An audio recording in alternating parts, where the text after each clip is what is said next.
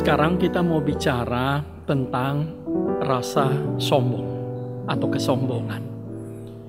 Dalam hidup sehari-hari kita seringkali menyebut seseorang itu sombong, congkak, angkuh, tinggi hati.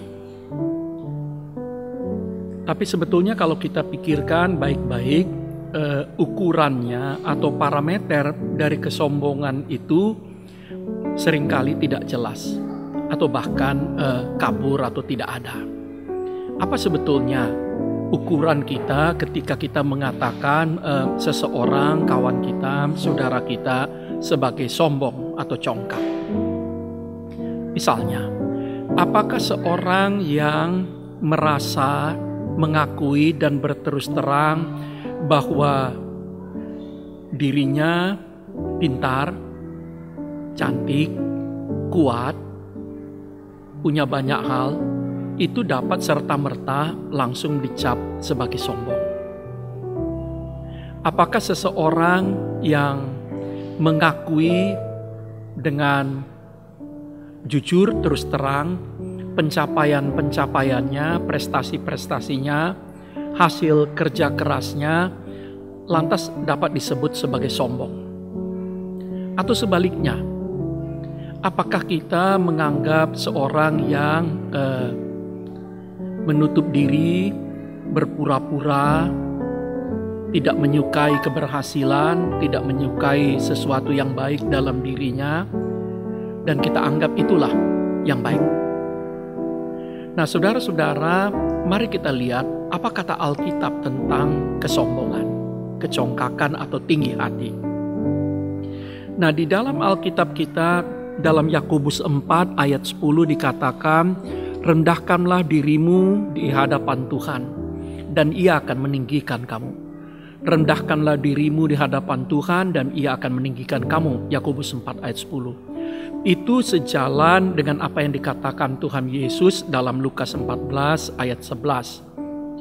Sebab barang siapa meninggikan diri, ia akan direndahkan, dan barang siapa merendahkan diri akan ditinggikan. Amsal 18 ayat 12. Amsal 18 ayat 12. Tinggi hati mendahului kehancuran, kerendahan hati mendahului kehormatan. Jadi tinggi hati atau kesombongan, kecongkakan itu selalu mendahului kehancuran. Amsal 21 ayat 4. Mata yang congkak dan hati yang sombong yang menjadi pelita orang fasik adalah dosa. Mata yang sombong, hati yang congkak itu adalah dosa. Nah, kita juga bisa baca di Yakobus 4 ayat 6. Allah menentang orang yang congkak. Allah menentang orang yang congkak, tapi mengasihani orang yang rendah hati. Nah, satu lagi kita juga bisa baca misalnya dalam Yesaya 2 ayat 12. Sebab Tuhan semesta alam menetapkan satu hari menghukum semua orang yang congkak dan angkuh, serta menghukum semua orang yang meninggikan diri supaya direndahkan. Nah, karena itu bila ayat-ayat ini kita renungkan, apa sebetulnya kesombongan itu dalam perspektif Kristen? Nah, kita bisa katakan 3 hal. Pertama, kesombongan itu adalah tidak mengakui peran Allah. Jadi tidak mengakui peran Allah dan juga dukungan sesama dalam hidup kita. Jadi kita tidak mengakui bahwa ada peran Allah dalam keberhasilan, dalam kebaikan, dalam segala hal yang hendak kita banggakan itu.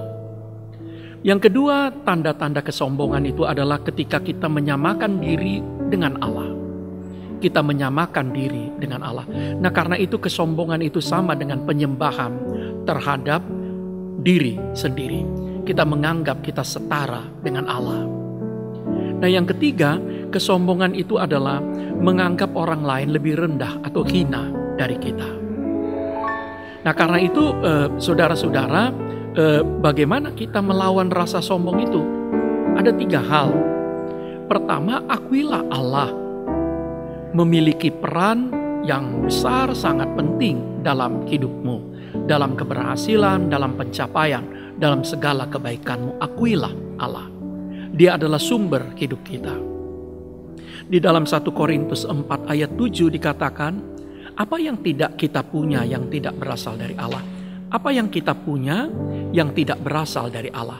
Nah, jika kita semua mengaku bahwa semua yang kita miliki berasal dari Allah, apa alasan meninggikan diri?